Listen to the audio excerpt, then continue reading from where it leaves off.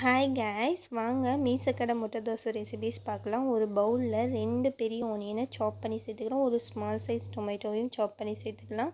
கொஞ்சம் coriander and கறி லீஃபையும் சாப் பண்ணி சேர்த்துக்கிறேன். 3 எக்கு எடுத்து உடச்சி ஊற்றிக்கிறேன்.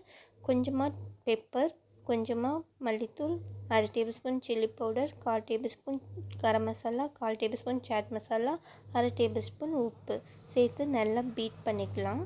நல்லா பீட் பண்ணிவிட்டு கல் நல்லா சூடாகவும் கொஞ்சமாக தண்ணி தெளித்து நல்லா தேய்ச்சி வச்சுட்டு அதில் ஒரு கரண்டி மாவு ஊற்றி நல்லா சுற்றி விட்டுடலாம். அதுக்கப்புறமா ஒரு டேபிள் ஸ்பூன் எண்ணெய் எடுத்து நல்லா தோசை மேலே ஊற்றிட்டு அதுக்கப்புறமா கலக்கி வச்சுக்க முட்டையை எடுத்து நல்லா தோசை ஃபுல்லாக ஸ்ப்ரெட் ஆகிற மாதிரி ஸ்லோவாக தேய்ச்சி விடுங்க.